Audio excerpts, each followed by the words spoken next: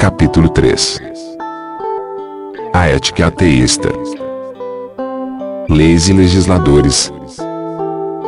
O Ivan Karamazov de Dostoiévski pode ter dito que sem Deus, tudo é permitido, mas aposto que nunca tentou estacionar no centro de Londres em um sábado à tarde. Este capítulo trata das verdades por trás dessa piada, que dizem respeito à autoridade da lei moral e à ideia de que a autoridade divina seria necessária para fazê-la valer. Vou argumentar que o Ivan Karamazov estava errado, ou não estava discutindo ética. A moralidade não é apenas possível sem Deus, mas totalmente independente dele.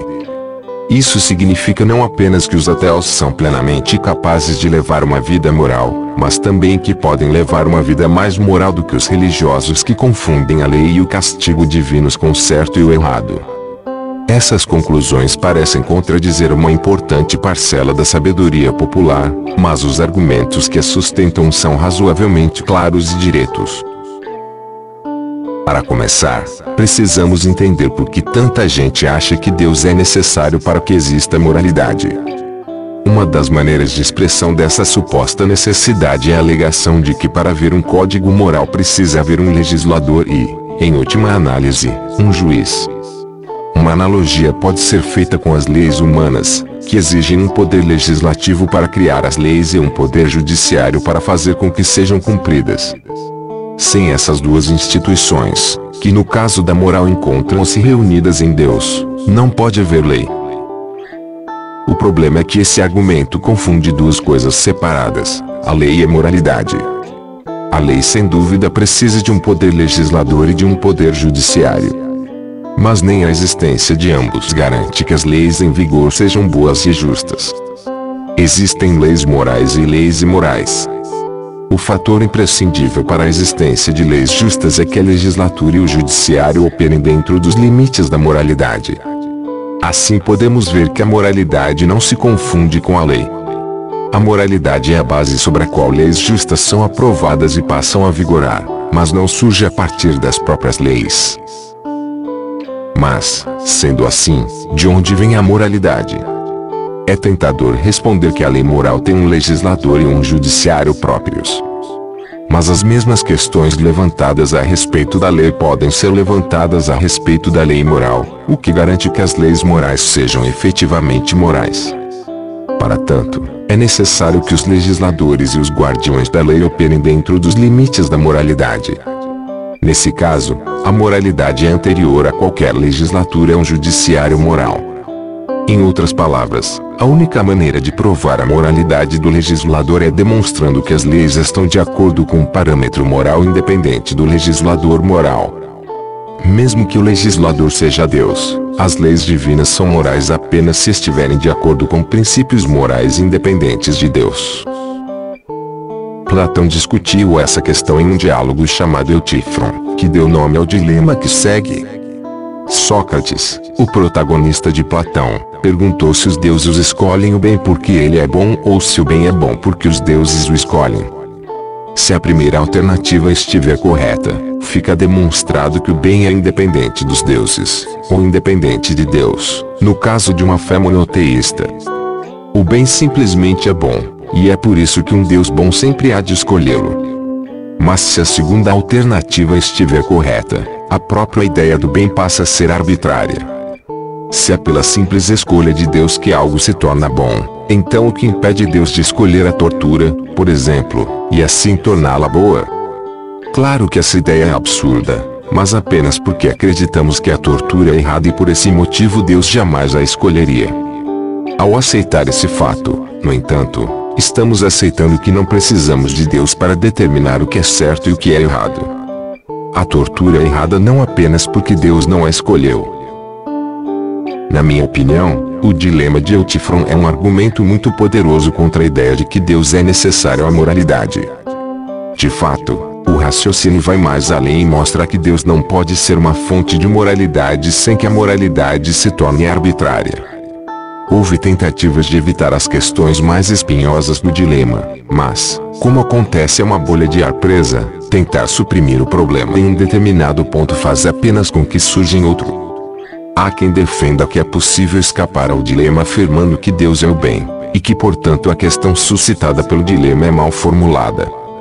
Se Deus e o bem são uma única coisa, não cabe perguntar se Deus escolhe o bem porque é bom. A própria questão tentaria assim separar duas coisas que sempre andam juntas. Mas o dilema de Otífron pode ser reformulado de maneira a contestar essa réplica. Podemos perguntar se Deus é bom porque ser bom é ser aquilo que Deus é, ou se Deus é bom porque tem todas as propriedades do bem. Caso optemos pela primeira resposta, mais uma vez chegamos à conclusão de que o bem é arbitrário, uma vez que seria idêntico ao que Deus fosse, mesmo que Deus fosse um sádico. Assim, somos obrigados a optar pela segunda resposta. Deus é bom porque tem todas as propriedades do bem.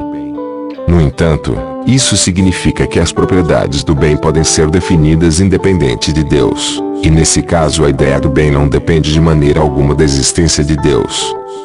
Portanto, não há motivo para que uma negação da existência de Deus pressuponha uma negação da existência da bondade, de modo que o certo e o errado, a bondade e a maldade não dependem da existência de Deus. De fato, para que a ideia do bem traga consigo qualquer tipo de força moral, as ideias que sobre a bondade precisam ser independentes de Deus. De outra forma, a distinção entre o certo e o errado torna-se arbitrária. Como explicar então a crença generalizada de que sem Deus tudo é permitido? Creio que podemos atribuir essa ideia a uma visão equivocada da moralidade, que segue o modelo legal discutido anteriormente. O legado religioso nos ensinou que a moral é um conjunto de regras que devemos obedecer a fim de obter recompensas futuras e que não devemos transgredir a fim de evitar o castigo. Independente do que se ensine na catequese sobre as recompensas da virtude, o fator psicológico mais eficiente para que as pessoas controlem os impulsos mais selvagens são castigos ameaçadores, não recompensas prometidas. Ensinar que Deus está vigiando as pessoas o tempo inteiro e que além do mais as pune por qualquer mal feito é uma forma excelente de evitar comportamentos contrários aos preceitos da Igreja. Sem essas ameaças, no entanto, o que nos impede de fazer coisas erradas? Sem Deus, tudo é permitido apenas no sentido de que não existe autoridade divina capaz de garantir que sejamos castigados por nossos malfeitos. Mas isso não é o fim da moralidade nem o fim do comportamento civilizado. A piada sobre estacionar no centro de Londres apresentada no início deste capítulo simplesmente ilustra que as pessoas são capazes de criar e fazer valer proibições tão bem quanto os deuses. Tudo será permitido apenas se nos entregarmos à anarquia, mas essa decisão não tem relação com a ausência de uma crença em Deus.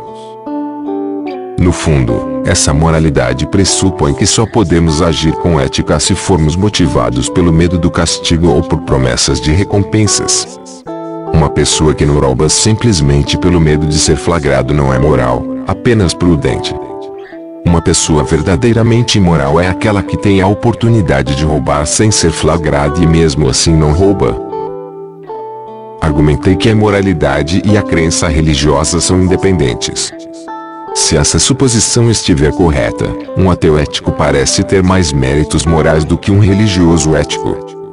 Isso porque a religião, com as ameaças de castigo e as promessas de recompensas, traz como incentivo a moralidade um incentivo extramoral inexistente no ateísmo.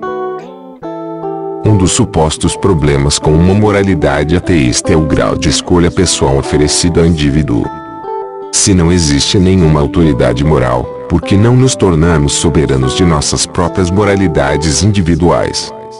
Muitas pessoas consideram essa ideia preocupante, mas na verdade a escolha individual é uma parte inescapável da moralidade, independente da crença ou da descrença em Deus.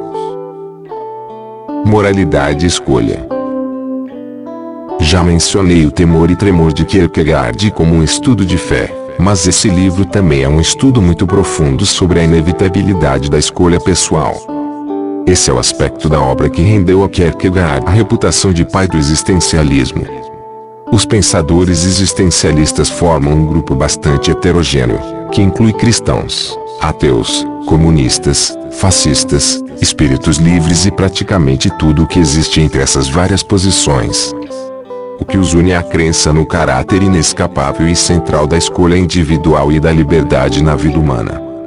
A mensagem é que você está sempre fazendo escolhas, mesmo quando tenta fingir que não está, e que essas escolhas trazem responsabilidades consigo. Como exemplo, eu poderia tentar evitar uma decisão pedindo que outra pessoa escolhesse por mim. Mas isso não significa que eu não tenha feito uma escolha, significa apenas que a minha escolha deixou de estar diretamente relacionada à ação e passou a ser apenas um meio de fazer a seleção. Não tenho como fugir da responsabilidade pela minha decisão de ter optado por seguir o conselho de outra pessoa. Mesmo nesse caso, sou tão responsável por ter agido assim como se tivesse escolhido sem conselho nenhum. Afinal de contas, eu poderia ter escolhido aceitar ou rejeitar a escolha feita por mim. A maneira como Kierkegaard reconta a história de Abrão ilustra essa perspectiva. Deus ordena que Abrão sacrifique Isaque, seu único filho. No modelo de moralidade postulado pelo comando divino, no qual a lei moral emana diretamente de Deus, não há escolha, Abrão precisa obedecer. No entanto, Abrão não demonstraria fé e bondade se simplesmente matasse o filho sem pensar a respeito do assunto. Existem pelo menos duas decisões a tomar. A primeira é um tipo de escolha epistemológica. É preciso decidir se o comando recebido é autêntico. Como seria possível determinar se o que parece ter sido uma instrução divina realmente veio de Deus e não de uma voz interior ou de um demônio maligno? O problema é que não existem provas ou argumentos lógicos capazes de resolver essa questão de maneira conclusiva. Em última análise, Abrão precisa decidir se está convencido ou não. Essa é uma escolha pessoal. A segunda é uma escolha moral. Vale a pena seguir o comando. Em um incrível conto de Woody Allen, Abrão acha que a resposta é óbvia. Questionar a vontade do Senhor é uma das piores coisas que se pode fazer. No entanto, depois que Isaac é morto, Deus sente-se ultrajado ao ver que Abraão levou a piada a sério. Abrão protesta, afirmando que a disposição em sacrificar o filho demonstra que ama a Deus. Deus responde que na verdade essa atitude prova apenas que certas pessoas estão dispostas a seguir qualquer tipo de ordem, por mais estúpida que seja, desde que seja dada por uma voz ressonante e bem modulada. O conto de Allen é uma releitura cômica da releitura filosófica que Kierkegaard faz da história bíblica, e as duas ressaltam os mesmos aspectos. O mais importante é que Abrão não tem como escapar à própria responsabilidade moral apenas seguindo ordens. Precisamos estar atentos a esse fato, uma vez que a predisposição humana a fazer coisas terríveis desde que sejam ordenadas por alguém em posição de autoridade tornou-se bastante evidente no século XX. A escolha de Abraão de obedecer à ordem não é apenas uma aceitação ou uma rejeição da autoridade divina. É uma escolha moral que decide se o que está sendo pedido é certo ou errado. Afinal de contas, não seria certo fazer o que Deus pede, mesmo se você estivesse convencido de era realmente a voz de Deus, independente do que fosse. Se Deus pedisse a você que mergulhasse uma pessoa inocente em um tanque de ácido centímetro a centímetro e assim a matasse em um processo lento e agonizante, estaria tudo bem? Claro que não. Os religiosos têm certeza de que Deus jamais pediria algo parecido, mesmo que no Velho Testamento Deus comande atos um tanto sanguinários. A questão não é decidir se Deus pode ou não pedir às pessoas que façam uma coisa dessas, mas reconhecer que um exemplo hipotético como esse demonstra que a aceitação ou a rejeição de uma ordem recebida, mesmo que seja uma ordem de Deus, é uma questão de escolha pessoal que traz consigo uma responsabilidade moral. Assim, o ateu e o religioso estão juntos no mesmo barco. Nenhum dos dois pode fugir à escolha dos valores morais a seguir e à responsabilidade por essa escolha. No entanto, o ateu tem a vantagem de estar mais consciente em relação a esse fato. É fácil para os religiosos pensar que podem evitar qualquer tipo de escolha apenas escutando os conselhos dos homens santos, em geral são homens, e dos textos sagrados. Porém, como essa atitude pode levar a bombardeios suicidas, a hipocrisia e a outros males morais, fica claro que ela não absolve ninguém da própria responsabilidade moral. Mesmo que a ideia de escolhas morais autônomas talvez não soe muito palatável quem está acostumado a pensar que a moralidade emana de uma autoridade única, nenhum de nós pode escapar dessas escolhas. As fontes da moralidade. Argumentei que a religião e a moralidade são independentes, e que mesmo que você pense que Deus é a principal fonte de orientação moral, não há como fugir das escolhas em relação aos princípios morais que adotamos. Mas precisamos ir mais adiante se quisermos defender de maneira convincente a possibilidade de uma moralidade ateísta. Não basta demonstrar que a religião não pode ser a fonte da moralidade, precisamos demonstrar que fonte é essa. Não basta demonstrar que temos de fazer escolhas morais sozinhos, precisamos demonstrar que essas escolhas têm peso moral. Mesmo assim, quando se trata de estabelecer a fonte da moralidade, não existem respostas fáceis. A dificuldade pode ser exemplificada pela seguinte pergunta: por que devo ser uma pessoa moral? Essa pergunta admite dois tipos de resposta. Uma pode levar a uma resposta moral. Você pode responder que deve ser moral porque vai ser mais feliz assim ou porque Deus vai puni-lo se não for. Podemos dizer que essas são razões prudentes para a moralidade. O problema é que uma crença sincera nessas razões parece sabotar a moralidade em vez de sustentá-la. Agir de acordo com preceitos morais movido pelo interesse próprio não parece ser um comportamento moral. A moralidade consiste em agir de acordo com os interesses de todos. No entanto, uma resposta moral à pergunta, nos moldes de devemos ser morais porque é assim que deve ser, introduz um problema de circularidade na argumentação. Como a questão é justamente descobrir por que devemos ser morais, não podemos nos valer de razões morais em nossa resposta, uma vez que isso nos leva de volta à questão inicial. Só podemos apresentar razões morais para nossos atos se já estivermos convencidos quanto aos méritos da moralidade. Vemo-nos, portanto, diante de um dilema. Se quisermos saber por que devemos ser morais, ou nossa resposta volta à questão inicial, no caso de oferecer uma razão moral, ou sabota a moralidade da moralidade, no caso de oferecer uma razão amoral. Esse não é um problema exclusivo dos ateus. A mesma lógica se aplica a todo mundo. As razões para obedecer a uma moral que emana de Deus ou são morais ou são amorais, e assim os mesmos problemas se impõem aos religiosos. No entanto, a existência desse problema não é um argumento contra a moralidade.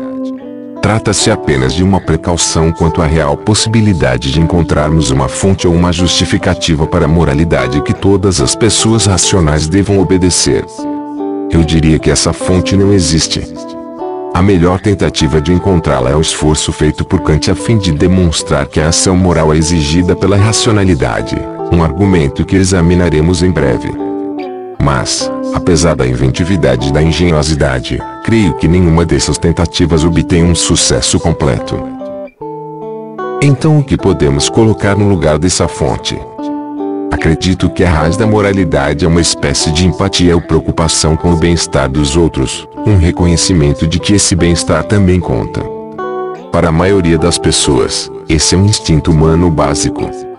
A total indiferença ao bem-estar dos outros não é um comportamento humano normal, na verdade, é um sintoma do que em geral seria chamado de doença mental. A forma extrema dessa doença manifesta-se nos psicopatas, que não têm absolutamente nenhuma empatia com a vida interior das outras pessoas. O reconhecimento do valor dos outros não é uma premissa lógica, mas uma premissa psicológica. Se o aceitamos, conseguimos um ponto de partida para todos os raciocínios sobre ética que podem nos ajudar a tomar decisões melhores e a nos tornar pessoas melhores. Mas a verdade da premissa, a convicção fundamental de que os outros também contam, não pode ser demonstrada em termos lógicos. Isso é parte do que me afirmou quando disse que a razão é e deve continuar sendo escrava das paixões.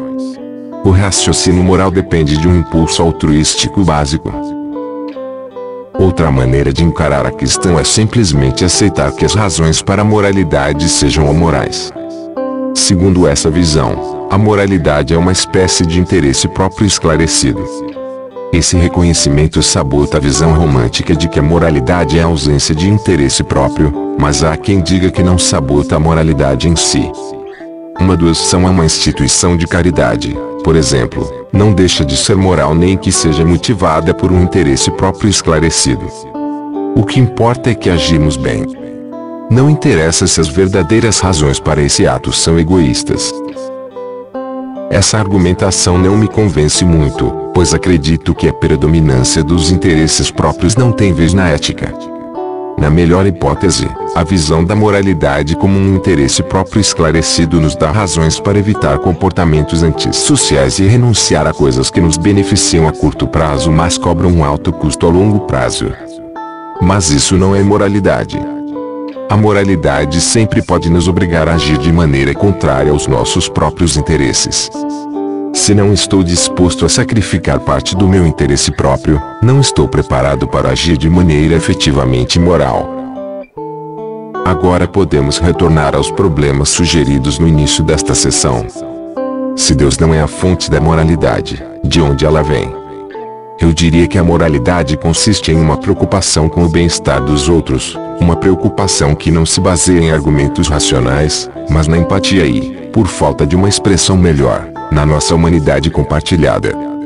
O segundo problema era determinar se as nossas escolhas têm qualquer peso moral, uma vez que somos livres para escolher.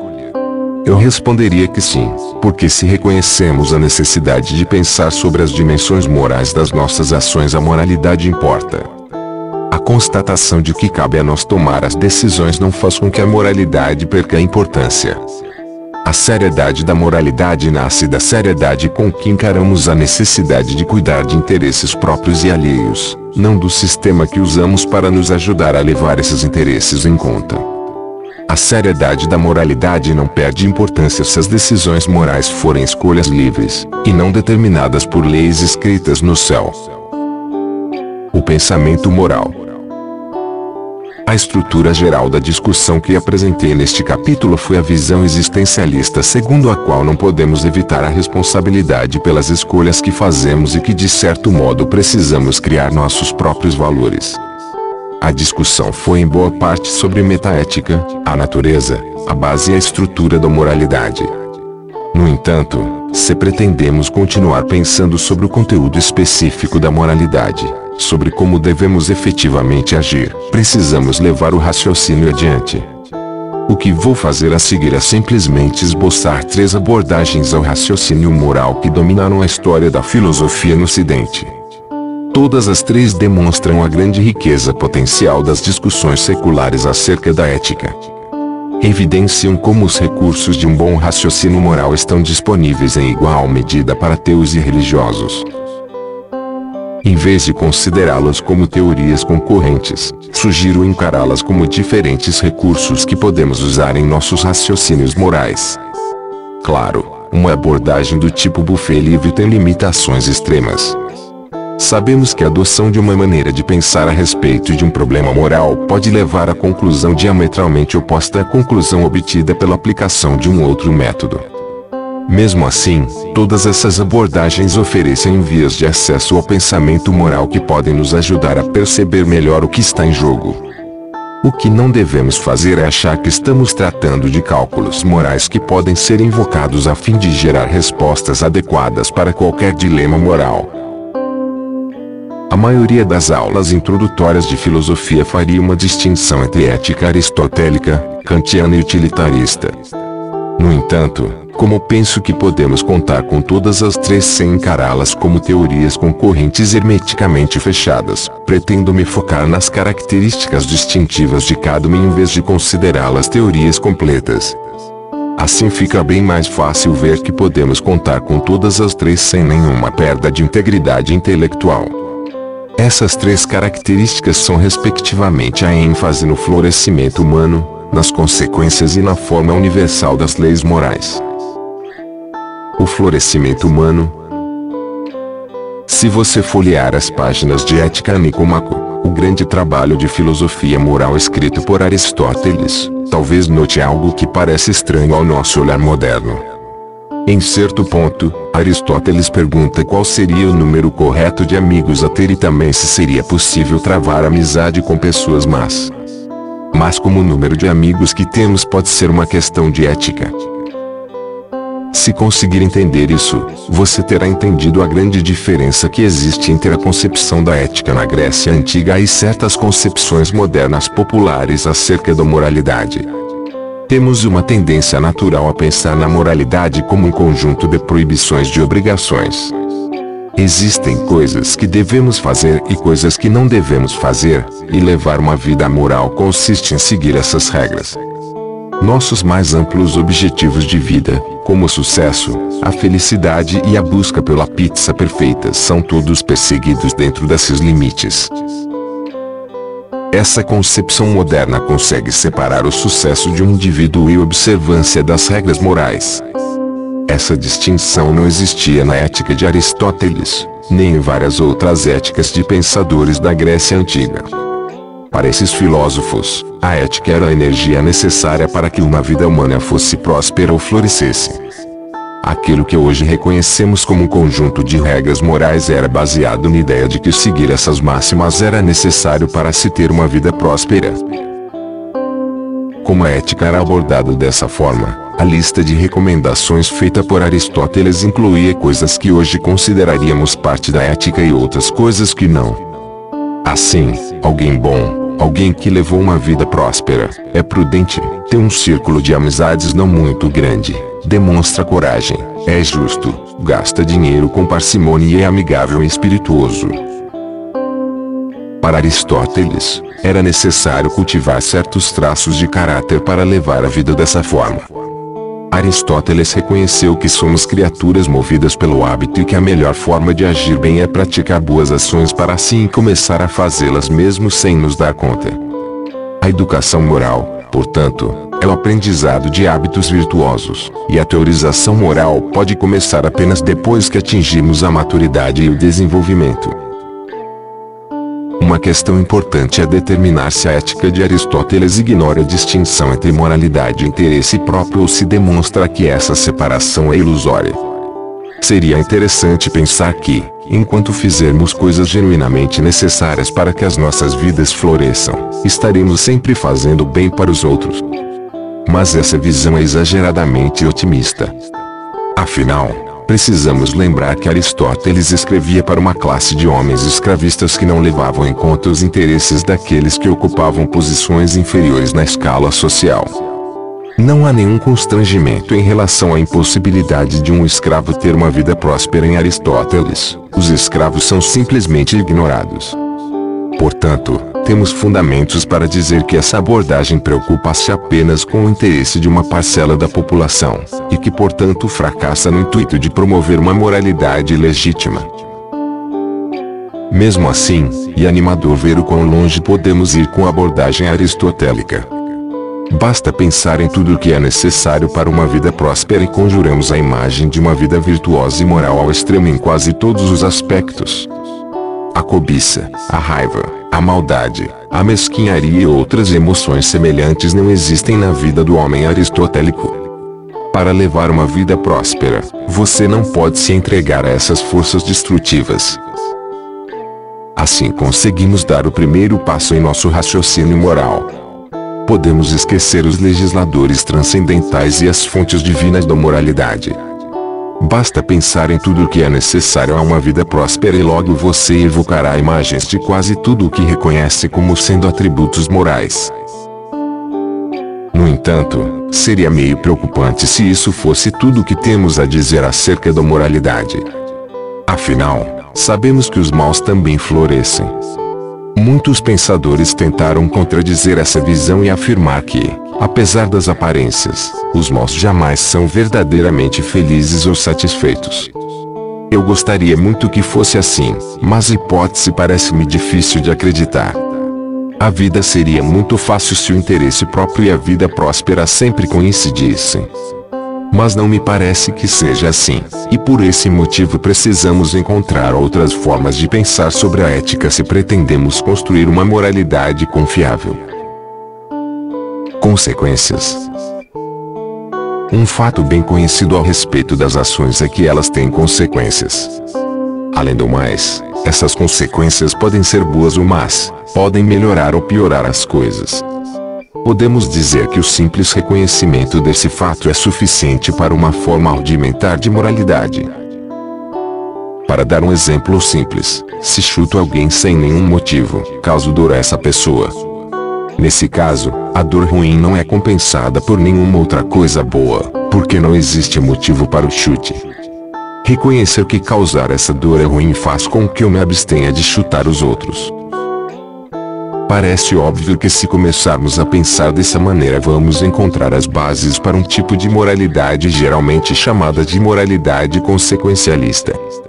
Temos motivos para não fazer coisas que têm consequências ruins e motivos para fazer coisas que têm consequências boas porque reconhecemos que a ocorrência de coisas boas é melhor do que a ocorrência de coisas ruins.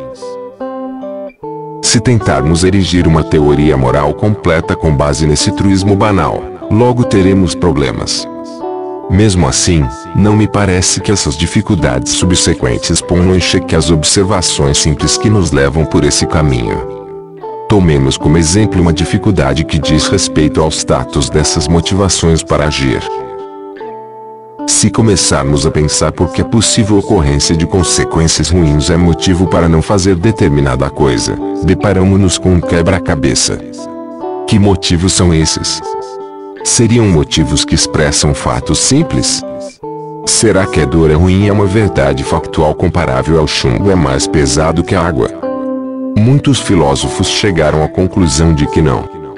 O chumbo é mais pesado que a água é uma verdade simples e irrefutável, demonstrada pelas ciências físicas. Ao dizer que isso é verdadeiro, não estamos fazendo nada além de descrever o mundo. Mas quando dizemos a dor é ruim estamos fazendo mais do que descrever o mundo, estamos fazendo uma avaliação. Se estivéssemos apenas descrevendo o mundo, diríamos a dor é desagradável ou a dor é algo que os organismos vivos parecem evitar, mas no momento em que dizemos a dor é ruim estamos indo além dos fatos para emitir um julgamento.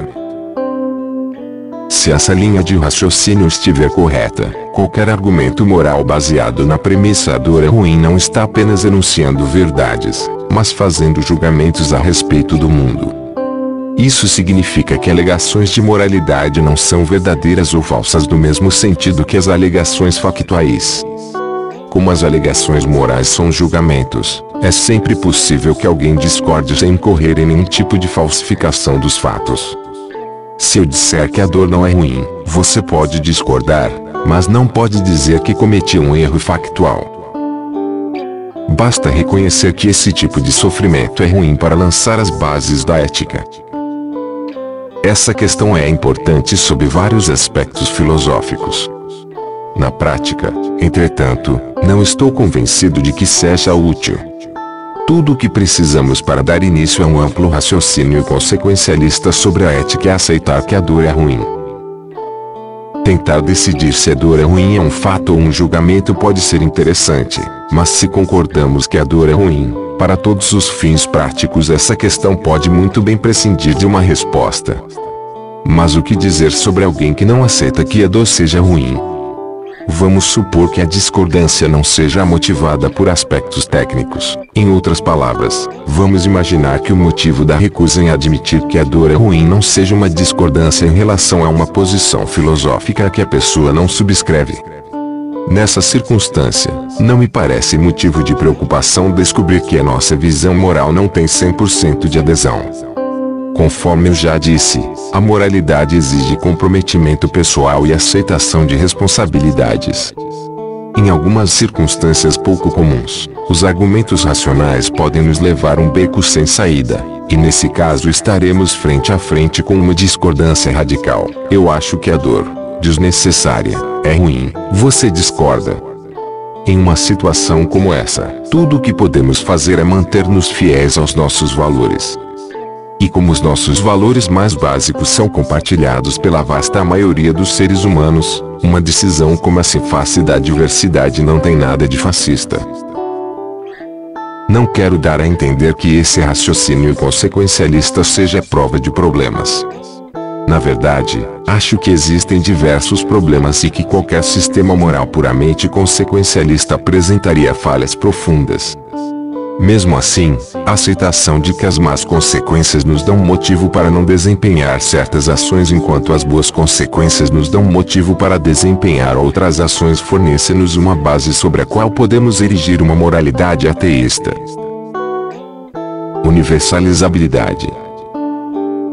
Além de tudo o que já foi dito, a constatação de que é ruim causar dor desnecessária abre a porta para mais uma forma poderosa de pensar a respeito da ética.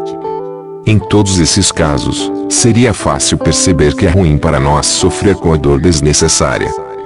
E, se a dor é ruim para nós, por que não seria ruim para qualquer outra criatura capaz de sentir dor de maneira similar?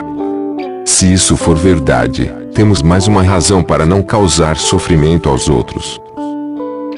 Essa é uma linha de pensamento muito natural, e diferentes versões do princípio que embasa foram elaboradas de várias maneiras ao longo da história, desde a regra de ouro de Confúcio, não faças aos outros o que não queres para ti, até o pai que pede ao filho que pense no que aconteceria se todo mundo agisse da mesma forma, passando pelo imperativo categórico de Kant. Que motivos temos para aceitar a regra de ouro de Confúcio? Uma boa razão é que corremos o risco de agir de maneira inconsistente, em outras palavras, de maneira hipócrita, se a recusarmos.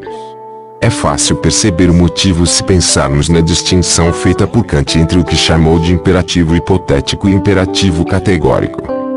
Um imperativo é qualquer tipo de comando do tipo você tem de fazer X ou você deve fazer X. Certos imperativos sustentam-se apenas em relação a determinados propósitos. Se estou tentando ganhar peso, por exemplo, pode-se dizer que eu devo comer mais um pedaço de bolo. Esse deve ganhar força apenas porque o meu objetivo é ganhar peso. Devo comer o bolo apenas se quiser ganhar peso. Um imperativo como esse recebe a denominação de hipotético na terminologia de Kant, o que significa que precisamos sempre apresentar um motivo ou um objetivo para explicar por que devemos fazer o que o imperativo ordena. No entanto, Kant argumentou que os deveres morais são categóricos. Não devo cometer assassinatos independente dos meus objetivos. A proibição é categórica, o que significa que não precisamos apresentar um motivo ou um objetivo para explicar por que devemos obedecê-la. Kant argumenta que essa é a estrutura de uma regra moral. A natureza das regras morais determina que assumam a forma de imperativos categóricos. Se isso for verdade, sempre que reconhecemos o dever de fazer ou o dever de não fazer alguma coisa, endossamos um princípio independente de interesses, desejos ou objetivos particulares, que assume um caráter universal e se aplica a todas as pessoas em igual medida. Assim, se reconheço que não devo ser enganado, ao mesmo tempo reconheço que ninguém deve ser enganado. Portanto, sentir indignação ao ser enganado sem se preocupar com que os outros sejam enganados é um exemplo de hipocrisia, a mudança arbitrária das regras em benefício próprio. Não precisamos ir muito longe com Kant nem abraçar a ideia dos imperativos categóricos para ver que alguma forma de universalizabilidade é ao mesmo tempo uma característica essencial das regras morais e uma parte natural do raciocínio moral. Para compreender o princípio geral da universalizabilidade basta aceitar que, se certas coisas são boas ou ruins quando acontecem conosco, não há motivo racional para que não sejam igualmente boas ou ruins para outras pessoas em circunstâncias similares. Se aceitarmos essas duas proposições, conseguimos uma base racional para o princípio segundo o qual não devemos fazer para os outros o que não gostaríamos que fizessem conosco. Como acontece com todos os princípios morais que esbocei, não precisamos entrar nos detalhes para que as coisas se tornem difíceis e controversas. Nesse caso, uma das grandes questões é determinar se os imperativos categóricos universais são exigidos pela razão, como Kant acreditava, ou se a universalização das regras morais ocorre apenas em um nível racional mais fraco. De minha parte, acredito que a segunda afirmativa seja correta. Porém, como acontece a tantos detalhes da filosofia moral, para todos os fins práticos esse debate talvez não tenha muita importância. O princípio básico da universalizabilidade, de que se achamos que algo deve ser feito em uma determinada circunstância, também deve ser feito em outras circunstâncias similares, é tão amplamente aceito e pode ser usado em uma gama tão vasta de argumentações morais que os problemas técnicos relativos à formulação e à justificativa não chegam a criar obstáculos para que seja empregado em nossos raciocínios morais cotidianos. Conclusão.